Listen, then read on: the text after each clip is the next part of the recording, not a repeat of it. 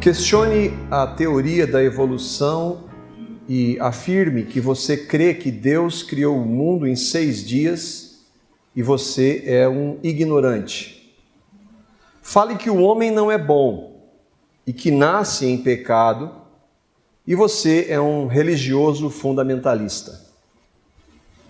Mostre nas Escrituras que o sexo antes e fora do casamento é pecado e você é um retrógrado.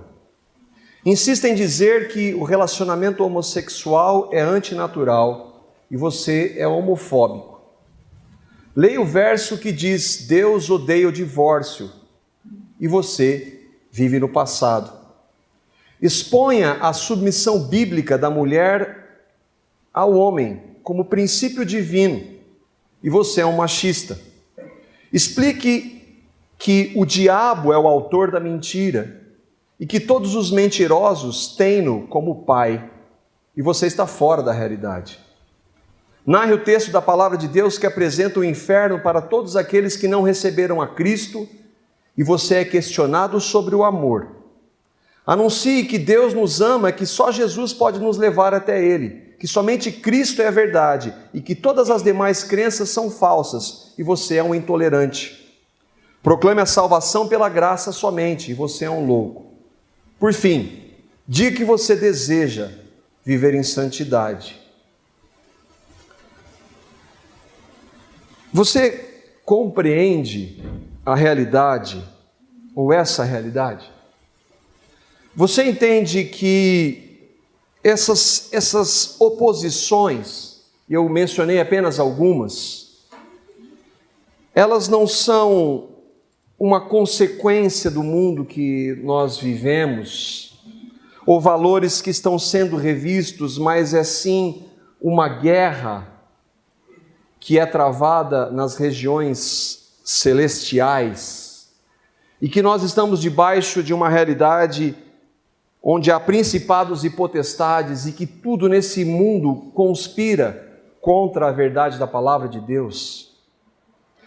Você entende que isso aqui, essas verdades, não são apenas opiniões de homens ou de religiosos, mas elas são verdades da palavra de Deus e que o mundo não quer recebê-las e que ele vai fazer de tudo para se opor a todo o tempo.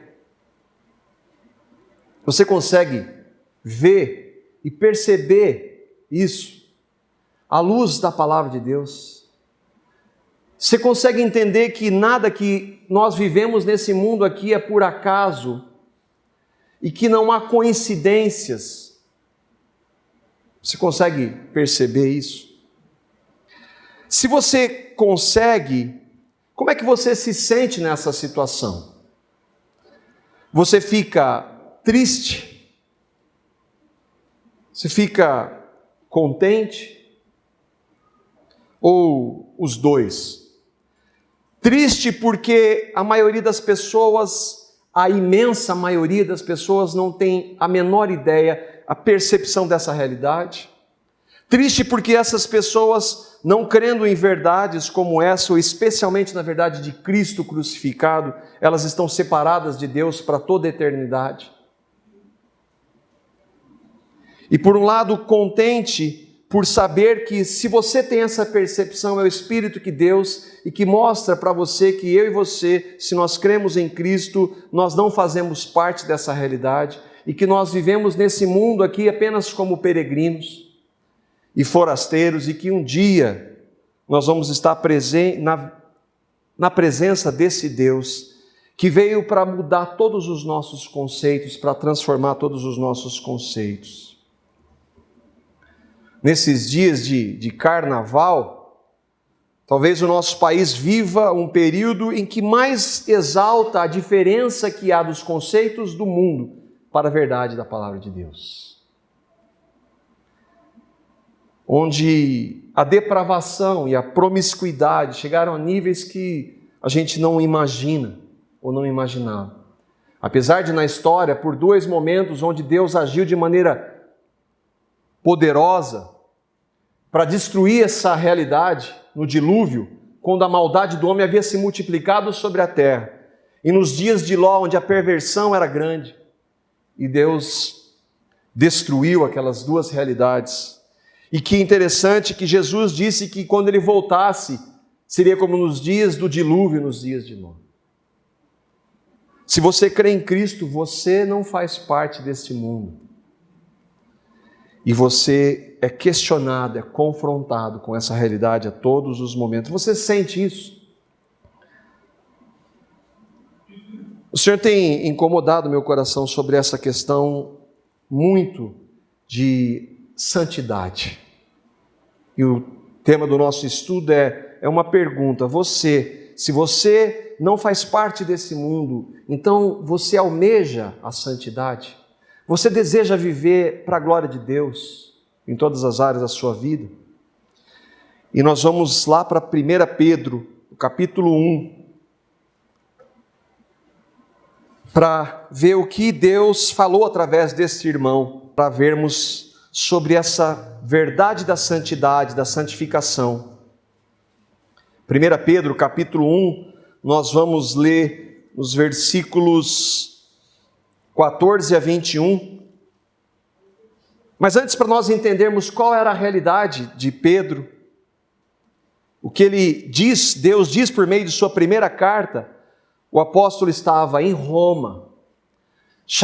Roma era chamada de Babilônia daquela época, que era não muito diferente da nossa realidade hoje. Perversão, corrupção, falsas crenças, falsos ensinos, falsos profetas, falsas religiões. Não era muito diferente. E Pedro está lá vivendo essa realidade. Ele escreve mais ou menos 30 anos depois da ressurreição do Senhor Jesus. Após a morte de Cristo e poucos meses antes, ou meses ou anos de ser ele, Pedro, morto por causa da fé. A Bíblia não diz, mas a história relata que Pedro, aquele mesmo que havia negado Jesus, quando os soldados romanos chegaram para prendê-lo, e Jesus disse: você vai me negar, Pedro. E ele vai e nega por 3 vezes e chora amargamente por ter feito isso. Houve um arrependimento genuíno. Esse Pedro vai ser crucificado em Roma. E quando eles vão matá-lo na cruz, ele diz: não, eu não posso ser crucificado na mesma posição que o meu Senhor, eu não sou digno. E pede para ser crucificado de cabeça para baixo. Porque ele amava o Senhor. Porque ele vivia para a glória do Senhor. O verso 1 lá diz que o destino dessa carta essa carta foi escrita aos eleitos de Deus, peregrinos, forasteiros, eleitos, nós que cremos, escolhidos antes da fundação do mundo para sermos salvos por meio de Cristo. O propósito da carta era ensinar os crentes, e naquela realidade, onde não somente Pedro, mas vários outros irmãos morreram por amor a Cristo, uma realidade de perseguição. E Pedro vai dizer que nós somos de outro mundo, de uma outra realidade, que nós não fazemos parte dessa. Enquanto nós vivemos aqui, a nossa vida deve ser para a honra e para a glória do Senhor. E que há uma esperança, a esperança de que um dia essa realidade vai ser toda consumida no fogo, a palavra de Deus diz. Pedro fala de eleição, fala da misericórdia, da regeneração e das tribulações, que fazem parte da nossa vida como crentes em Cristo. Ali, nos versículos 8 e 9, 1 Pedro 1, os versículos 8 e 9, o Espírito está dirigindo para que ele falava, não somente para aqueles crentes daquela época, mas para nós também. Versículos 8 e 9 de 1 Pedro, ele diz lá: mesmo não o tendo visto, nós não vimos Jesus, vocês o amam.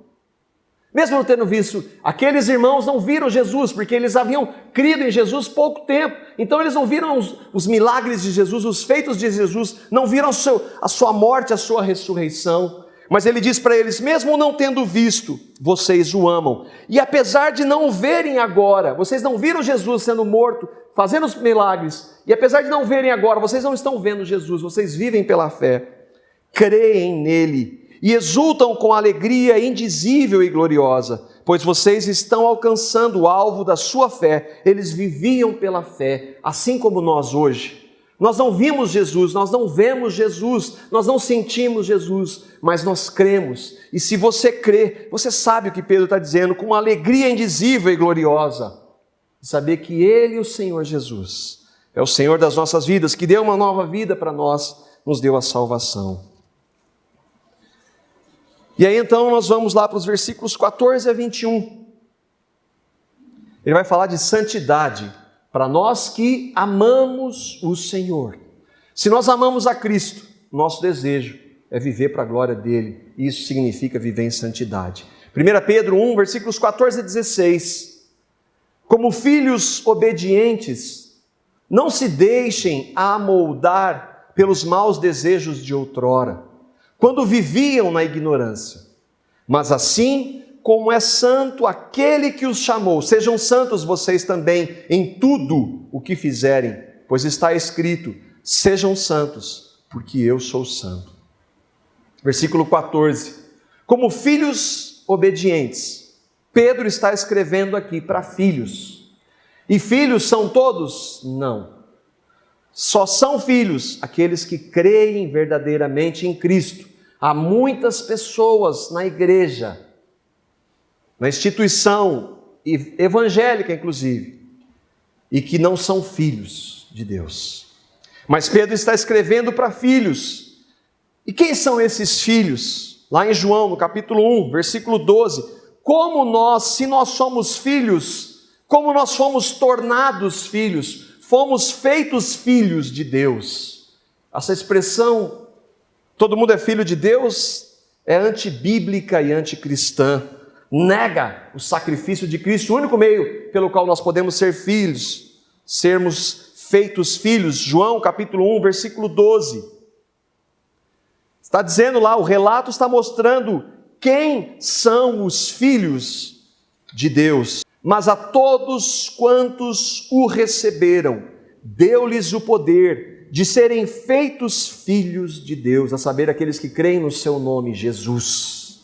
Aqueles que receberam a Cristo, creram verdadeiramente em Cristo, estes foram tornados filhos de Deus. Não são todos, todos são criaturas, criados à imagem e semelhança, mas os filhos são aqueles que nasceram de novo, que receberam a Cristo, que creram em sua morte e ressurreição. Voltamos para o texto, lá de 1 Pedro. Então, Pedro está falando para filhos, ensino é para filhos. Ensinar quem não é filho não vai dar nada. É religião. Mas para nós, se nós cremos, se somos filhos, então o ensino é para nós. E ele diz, filhos obedientes. Pedro está falando para filhos que obedecem. Obedecem a quem? Ao Senhor. Ao Senhor que nós não vemos. Mas como eu posso obedecer a um Senhor que eu não vejo? Porque Ele deixou a sua palavra para nós, para mostrar quem Ele é em sua palavra. Os aspectos práticos de quem Ele era e que agora habita em nós. Um filho que ama não é perfeito. Não pode ser perfeito, nós somos pecadores. Mas obedece, tem o desejo de obedecer ao seu Pai. A obediência é consequência da graça. Quando nós somos salvos pela graça, nós não fomos salvos para vivermos do jeito que nós bem entendemos. A graça de Deus para com Paulo, ele diz, não foi vã. Uma das características, ele diz, antes eu trabalhei muito mais do que os outros, não eu, mas a graça. A graça nos conduz à obediência ao Senhor. Não obedecer para ganhar a salvação, mas porque eu fui salvo, eu vou obedecer. Por quê? Porque eu amo. Por que eu amo? Porque Ele me amou primeiro. E se Ele me amou primeiro, e eu o amo, eu quero obedecê-lo. Não por obrigação, não por lei, mas por amor. Senhor, eu quero agradar o Senhor. Eu quero fazer a sua vontade. A lei de Deus não pode salvar. Nós temos visto isso em Romanos de maneira tão clara. Ninguém vai ser justificado diante de Deus pelas obras da lei, por fazer o que a lei manda, porque ela mostra quem nós somos. Mas ela, além de mostrar o que nós somos, nós vamos ver isso em Romanos também. ela mostra o caráter de Deus. De um Deus que, por exemplo, não mente. E de um Deus que, se eu creio, é meu Pai, o Filho dele habita em mim, o Filho dele não mente, então ele em mim vai me capacitar a não praticar esse pecado. A lei não pode salvar, mas o salvo por amor deseja obedecê-la, porque ela reflete o caráter de Cristo. Jesus, o Senhor, é o meu Senhor. Jesus, me capacita a viver para a sua glória, em todos os aspectos da vida, para a tua glória. Por que que nós queremos ou desejamos obedecer o Jesus, o Filho primogênito, que era unigênito, que passou a ser primogênito, porque nós fazemos parte dessa família, nós temos em Cristo o nosso irmão. Ele nos mostra lá em João, no capítulo 15, nos versículos 9 a 10, que o amor, ele não está destituído da vida prática. Que esse amor que diz que ama da boca para fora não é o amor da palavra de Deus. Não é um amor que é para nós perfeito, mas é um amor que deseja ardentemente, como Paulo diz, viver para a glória de Deus. João capítulo 15, versículos 9 a 10, é Jesus que está dizendo essas palavras. Como o Pai me amou, Pedro está falando, filhos. Então nosso Pai, o Pai de Jesus, nosso Pai, como o Pai me amou, assim eu os amei. Permaneçam no meu amor. De que forma Jesus está dizendo permanecer no seu amor? Se vocês obedecerem aos meus mandamentos, permanecerão no meu amor. De forma prática. Irmãos, Deus nos amou e Ele não ficou lá em cima. Nós cantamos aqui. Ele veio até nós como servo, como homem, por amor a nós. É um amor prático. E o nosso amor para o Senhor deve ser esse amor prático, de obedecê-lo por amor. Assim como eu tenho obedecido aos mandamentos do meu Pai, e o seu amor eu permaneço. Os mandamentos de Deus foram destituídos? Não existe, não. Os mandamentos de Deus não têm função para nos salvar, mas eles refletem o caráter de Deus. E como eu sei como Jesus agiria nesse caso específico, porque Ele habita em mim? E eu cito sempre o exemplo da mentira, porque a mentira pega todos nós. Como Ele agiria? Com mentira? Não. O Senhor me capacita a falar a verdade. A tua palavra diz para nós devemos falar a verdade uns com os outros, pelo que deixai a mentira, falar a verdade uns com os outros. Voltamos para o texto lá de 1 Pedro. Obedientes. E aí diz, filhos obedientes, não se deixem amoldar pelos maus desejos de outrora. Não deixe com que o seu velho homem, os despojos do velho homem, as características do velho homem que foi crucificado com Cristo, habite na sua vida, porque ele já foi crucificado. Eu vi hoje um anúncio no jornal de um crematório, para aqueles que acham, para mim não teria importância nenhuma ser cremado, fazer qualquer coisa, né? E eles disseram lá que para quem quisesse, depois que algum parente que tinha morrido até 3 anos, dava para pegar os despojos e cremar ainda era possível, até 3 anos. O despojo é isso, são características do velho homem, da velha natureza, que nós vivíamos, e Pedro está dizendo aqui, não se deixem moldar pelos maus desejos de outrora. Pedro está nos lembrando que nós éramos moldados, nós vivíamos em conformidade com esse mundo, mas Paulo vai dizer, nós devemos renovar a nossa mente e não nos conformar com este mundo e nos indignar com essas práticas que são contrárias à verdade da palavra de Deus. Aí ele continua, quando viviam na ignorância, Pedro está falando que os que são do mundo é que são ignorantes, e não nós. Eles que não entendem nada, eles que não conseguem ver essa realidade. Nós não. E aí Paulo vai dizer lá em 1 Coríntios, no capítulo 2, versículo 14, que o homem sem Cristo, ele não consegue compreender essa realidade. 1 Coríntios, capítulo 2, versículo 14. Olha o que diz a palavra. Nós não somos esses aqui, se nós cremos em Cristo. Ora, o homem natural não compreende as coisas do Espírito. Nós éramos homens e mulheres naturais, nascidos da carne somente, até o momento que nós cremos em Cristo. Porque quando nós cremos em Cristo, nós nascemos do Espírito. O Espírito Santo de Deus veio habitar em nós e veio governar as nossas vidas. Esse homem natural, quando você fala das coisas espirituais, ele não entende. E outra, ele não somente não entende, ele se opõe. Mas nós não.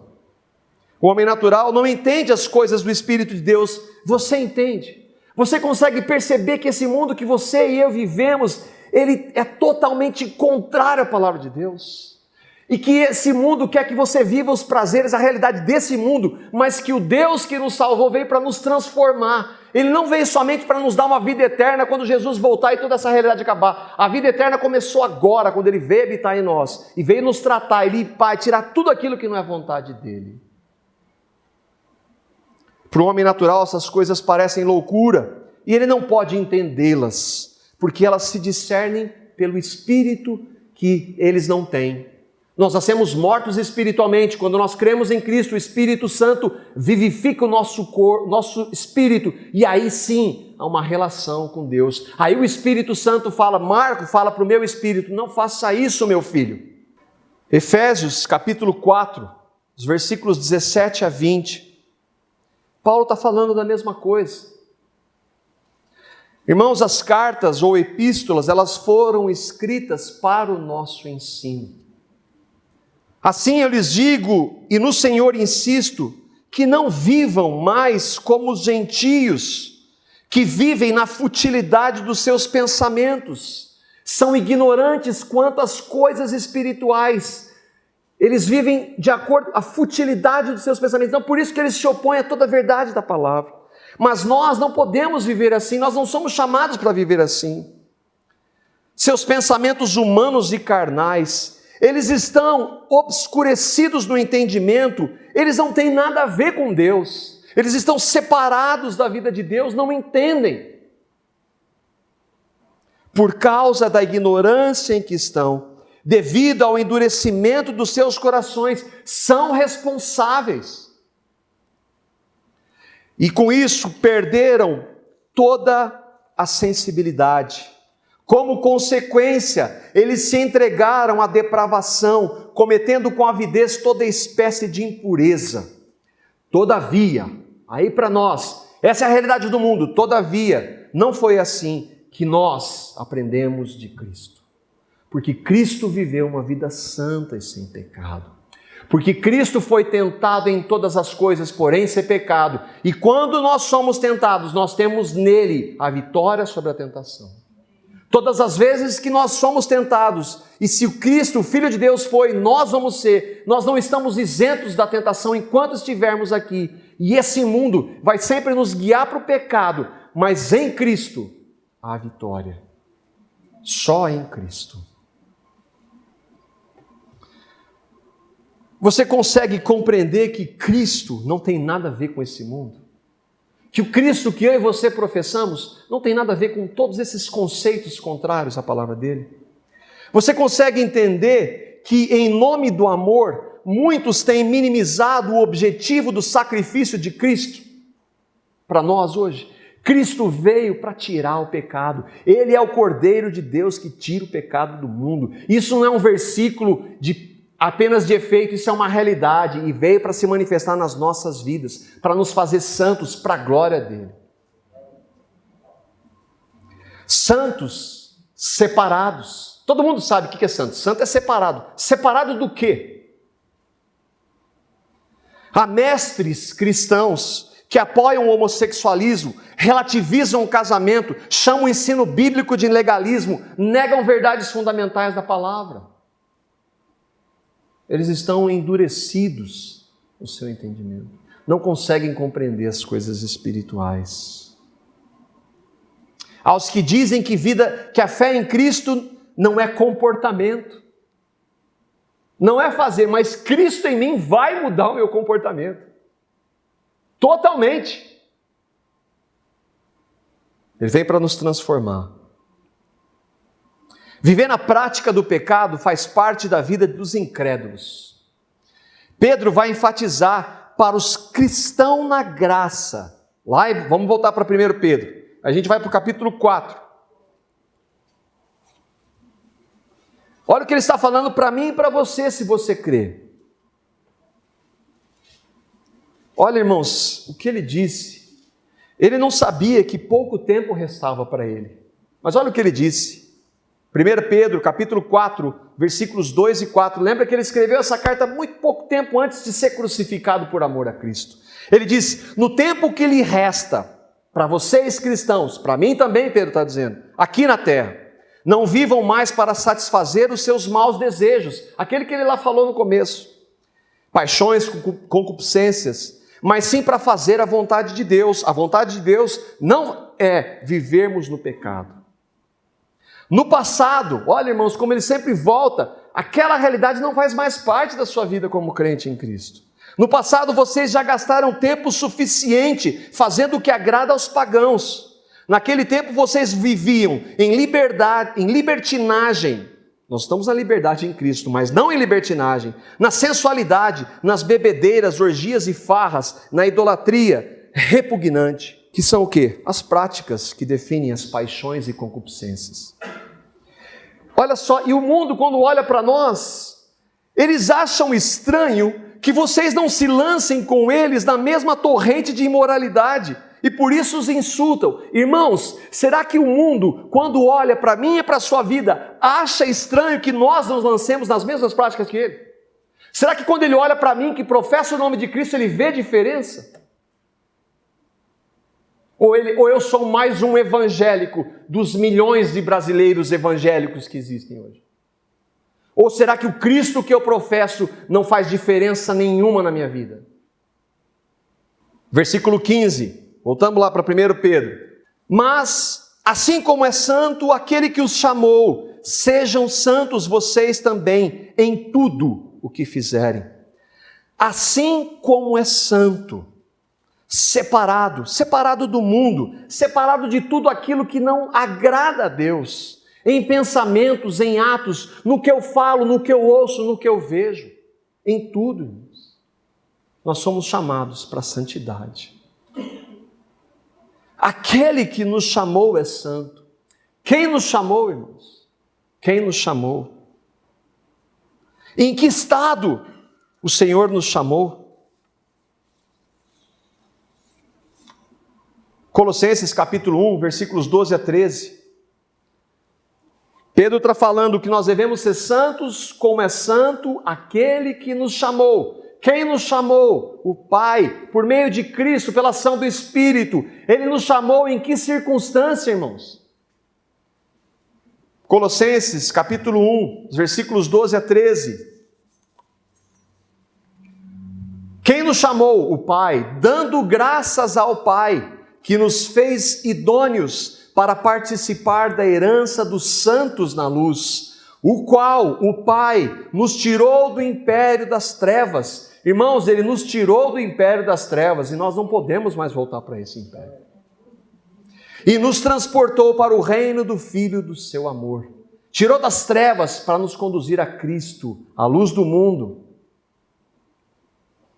Então, como eu posso professar a Cristo e viver em trevas, e viver na prática do pecado, sem que essa prática me leve a clamar misericórdia, a libertação? Sejam santos, lá para o texto de novo, sejam santos vocês também em tudo o que fizerem. O que significa esse tudo o que fizerem no grego? Comportamento. Comportamento. Eu creio em Cristo, Jesus é o Senhor da minha vida. Mas se essa é a realidade, há igrejas que não professam o Evangelho e que têm nas suas placas, Jesus Cristo é o Senhor. E o senhorio de Cristo? Porque Senhor, você sabe o que é? Dono. O Senhor naquela época era dono de quem? De escravos. Escravos não têm vontade própria. No contexto da escravidão, era por oposição. era por mandamento. Mas nós que recebemos a Cristo, eu sou escravo por amor. Eu quero ser escravo por amor. Pedro não precisava morrer na cruz. Ele não precisava, bastava negar. Mas não somente ele, todos os apóstolos morreram martirizados. E na história da igreja morreram crendo em Cristo. Por quê? Porque verdadeiramente Cristo era Senhor das suas vidas. Em tudo o que fizerem, sejam santos em tudo o que fizerem. A santidade não é apenas uma palavra de efeito. A santidade para os que verdadeiramente creem em Cristo e que o têm habitando em suas vidas, é um estilo de vida, é uma visão, é o nosso alvo. Viver para a glória de Deus é viver em santidade. Ninguém vive para a glória de Deus na prática do pecado. Ninguém. Viver em santidade, a busca da santidade, não como lei, mas como fruto da graça, como reflexo de Cristo crucificado. Porque se eu creio em Cristo, se eu verdadeiramente creio em Cristo, Ele habita em mim. E se Ele habita no Marco, Ele vai tirar do Marco tudo que não é vontade dEle. Sem violentar, pela ação do Espírito, me constrangendo, me conduzindo ao arrependimento, me levando a clamar misericórdia quando eu peco. E eu, quando clamando a Ele, Senhor, me liberta deste pecado. Porque eu sei que não é a sua vontade. Ele vai dar essa libertação. Eu conversava com um irmão ontem, alguns exemplos sobre música. E é interessante, nós estávamos conversando, ele crê no Senhor hoje, e no fim nós estávamos relembrando a velha dos despojos, assim, e eu conheci ele de algumas noites. Né? E ele gostava tocava e tal, e gostava de algumas músicas. Ele falou, mas o que você acha? Eu falei, irmão, o que essas músicas dizem? Não estou considerando o estilo, mas o que a letra dessas músicas diz? Então, irmão, quando você vai ver alguma coisa, aquilo lá glorifica? Não. Quando você está falando, conversando no seu trabalho, e alguém vem e fala de impurezas que nós acabamos de ver, que fazem parte de uma velha natureza, como é que você reage? O seu falar, o nosso falar, como ele se manifesta? Isso é lei. Isso é Cristo crucificado. Vida prática. Enquanto que Pedro está dizendo, em tudo o que fizerem. Em tudo. Nós temos essa capacidade? Não. Mas Cristo tem. Sim ou não, irmãos? Se nós professamos, eu estou crucificado com Cristo, e vivo não mais eu, mas Cristo vive em mim, e a vida que eu agora vivo nesse corpo aqui, eu vivo na fé do Filho de Deus, o qual me amou, esse mesmo se entregou para mim, será que essa vida que habita em mim não é capaz de tirar tudo aquilo que não é da vontade dele? Não está em xeque o nosso perdão, o perdão já foi manifesto na cruz, nós já fomos perdoados, lavados no sangue do Cordeiro. A questão é por que eu fui lavado, totalmente perdoado. Eu quero viver para a glória dele. E se eu e você cremos em Cristo, o Espírito Santo vai dizer para mim e para você, Marco, essa não é a minha vontade para você. Resta a nós, Senhor, é verdade, me perdoa. Senhor, me capacita. E o que é me capacita, Senhor? É levar em todo lugar morrer de Cristo. Em termos práticos, isso não é mais um verso que a gente fala e não tem efeito. Filipenses capítulo 4, versículo 8.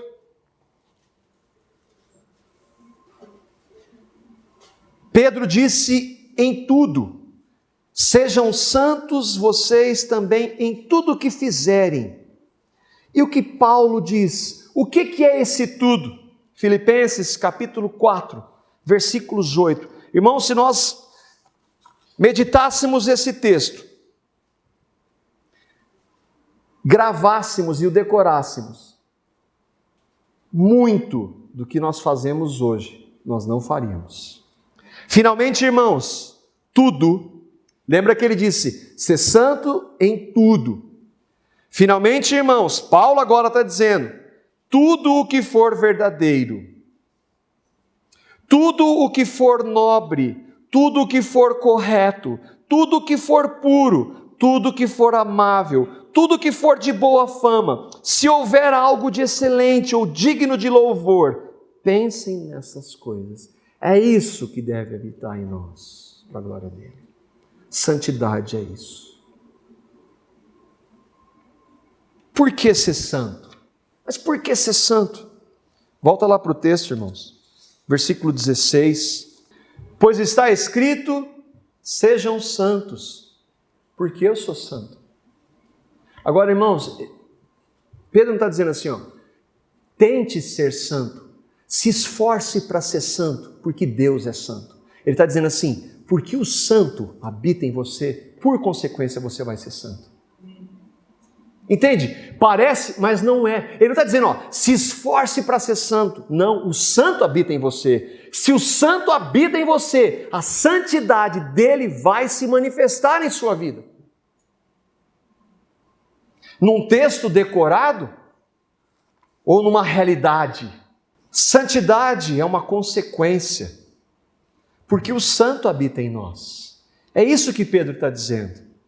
Olha lá. Nós acabamos de citar esse texto, Gálatas 2:20. O levar o morrer de Cristo deve se manifestar nas nossas vidas. Se esse versículo de Gálatas 2:20 é verdade, então eu vou viver em santidade, eu vou desejar a santidade, eu vou almejar a santidade, para a glória do Senhor. Eu sei que eu já fui perdoado. Eu sei que se nesse processo de desejar e de almejar a santidade, porque eu amo, se eu tropeçar, eu já fui perdoado. Mas é exatamente por isso que eu quero viver para a glória dele, porque eu o amo. Que amor é esse que diz que eu amo a Deus, mas eu não me importo com o que Ele quer para mim? Que filho é esse que diz que me ama, mas não faz nada para demonstrar o amor dele por mim? Jesus não disse, se você permanecer no meu amor, você vai obedecer os mandamentos. Não é obedecer para ser salvo, mas é porque eu fui salvo que eu quero obedecer. A religião diz, obedeça para você ser salvo. Aí você se frustra, porque você não tem condição de obedecer. Agora, quando você crê, e que você sabe que ainda que você não obedeça tudo, essa é a nossa realidade como pecadores, porque eu fui salvo, eu quero obedecer. Eu sei que no processo eu vou tropeçar, mas eu não quero ficar deitado. Eu quero, Senhor, me dá vitória para a tua glória. Se você de verdade crê em Cristo, porque Ele está em você, você desejará viver em santidade. E quando eu falar para você, ou quando nós ouvirmos de santidade, se nós cremos em Cristo, eu não vou ficar bravo com quem fala. Porque o Espírito habita em mim. O Espírito vai falar assim, é verdade, Marco, você tem errado. Então, eu quero habitar plenamente em você. Eu não vou falar que isso é legalismo, que é lei, não. Senhor, é verdade, eu tenho errado. O Senhor tem misericórdia. Eu sei que eu fui perdoado, mas, Senhor, é por isso que eu quero viver para a sua glória em santidade. Eu desejo viver para a sua glória em santidade. Um pouquinho à frente aí do texto de Pedro, capítulo 1, agora nos versículos 18 e 20 a 20, olha como Deus, através dos apóstolos, sempre nos lembram da nossa realidade em Cristo. Vocês sabem que não foi por meio de coisas perecíveis, como prata e ouro, que vocês foram redimidos de sua maneira vazia de viver. Irmãos, o nosso pecado não foi pago com qualquer coisa. Que lhe foi transmitida pelos seus antepassados, mas como foi pago? Pelo precioso sangue de Cristo, irmãos. como de um cordeiro sem mancha e sem defeito, conhecido antes da criação do mundo, revelado nesses últimos tempos, em favor de vocês. Foi com o sangue de Cristo. E como é que eu posso desconsiderar isso? E dizer que eu vivo do jeito que eu quero? Não é possível.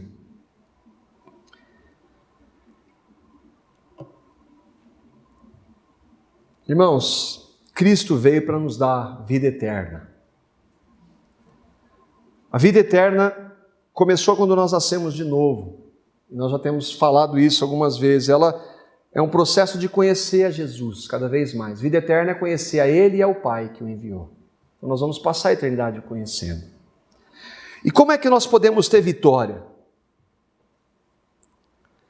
Irmãos, quanto menos do mundo, quanto mais do mundo, menos de Cristo. Não tem jeito, irmãos. Quanto mais das coisas do mundo, menos de Cristo. E não adianta se dizer que está na graça e que vai esperar Deus fazer e viver na prática do pecado ou fazendo as coisas que Ele está deixando claro na palavra dEle que não é da vontade. Ele já está mostrando na sua palavra. O que Ele espera? Ele espera que, quando nós pecarmos, nós podemos ir diante dEle, porque nós temos acesso a Ele, pelo que Cristo fez, ao seu trono de graça, a Ele que tem prazer em nos perdoar. Fala: Senhor, eu pequei, me perdoa, já fui perdoado em Cristo. O sangue de Jesus me purifica de todos os pecados. João fala assim, não só dos nossos pecados, mas do mundo inteiro. Dos nossos que nós cremos, já fomos perdoados. Então, Senhor, eu já fui perdoado. Senhor, mas além do perdão que eu já obtive, eu quero obter do Senhor a vitória. Eu não tenho capacidade, Senhor. Eu tenho lutado, não consigo. Mas, Senhor, manifesta para a sua honra e glória a vitória na minha vida, nessa área específica. Senhor, para a tua honra e glória. Por quê, Senhor? Porque eu amo. Eu quero fazer a sua vontade. Para nós terminarmos, Colossenses, capítulo 3. Esse texto do capítulo 3 é tão maravilhoso, o nosso tempo já está acabando. Os versículos 1 a 10. Porquanto, já que vocês ressuscitaram com Cristo, procurem as coisas que são do alto, onde Cristo está sentado à direita de Deus. Nós não vamos encontrar Cristo nas coisas do mundo. Não vamos. Nas práticas do mundo, não vamos. Nós não vamos crescer no relacionamento com Ele, com as coisas desse mundo, cheio das coisas do mundo. Não vamos. Mantenham o pensamento nas coisas do alto, não nas daqui da terra. Por quê? Porque nós morremos com Cristo. Fomos crucificados com Ele. Porque vocês morreram e agora a sua vida está escondida com Cristo em Deus. Cristo habita em nós. Quando Cristo, que é a sua vida, e aí Ele está falando daquela realidade, o dia que Ele voltar, for manifestado, então vocês também serão manifestados com Ele em glória. Enquanto isso, Pedro disse a mesma coisa. Assim, nessa vida, façam morrer tudo o que pertence à natureza terrena que já foi crucificada. Imoralidade sexual, impureza, paixão, desejos maus e ganância, que é idolatria. É por causa dessas coisas que vem a ira de Deus sobre os que vivem na desobediência, na prática, sem se arrepender, sem clamar misericórdia. Nós não estamos mais debaixo da ira. Deus não nos destinou para a ira, mas para a salvação em Cristo. As quais nós éramos assim, as quais vocês praticavam no passado, quando costumavam viver nelas, na prática delas, vivendo no pecado. Mas agora, abandonem todas essas coisas: ira, indignação, maldade, maledicência e linguagem indecente no falar. Irmãos, isso é Cristo crucificado na prática, santidade visível. Não mintam uns aos outros, visto que vocês já se despiram, os despojos ficaram lá no velho homem, na velha natureza do velho homem, com as suas práticas, e se revestiram do novo, o qual está sendo renovado em conhecimento e imagem do seu Criador. Como é que é a vitória, irmãos? Se nós morremos com Cristo, nós devemos nos encher dele. E como nós nos enchemos dele? Versículo 16 de Colossenses 3. Versículo 16 de Colossenses 3. Habite ricamente em vocês a palavra de Cristo. Ensinem e aconselhem-se uns aos outros com toda sabedoria. Cantem salmos, hinos e cânticos espirituais com gratidão a Deus em seus corações. Habite ricamente a palavra de Cristo. Irmãos, eu tenho percebido alguns irmãos que às vezes nós conversávamos, eu falei uma vez, irmão, a gente vem aqui e conversa com vocês a mesma coisa que eu converso com os ímpios lá. A gente fala das coisas desse mundo aqui. Mas nós fomos chamados para uma outra realidade. E não é como tem que falar, mas é porque nos alegra. É porque Cristo habita em mim, então as coisas têm que ser as coisas do alto. E não tem mais prazer nessas coisas desse mundo aqui. Se isso se incomoda no nosso coração, essa é a realidade que Ele quer para nós. É nos encher dEle. Habitar ricamente a palavra dEle. Pensar nas coisas que são do alto, onde Ele está. Você almeja viver assim? Você tem esse desejo? Por amor ao Senhor, por amor a esse Senhor que te salvou, que me salvou. Será que nós temos esse desejo?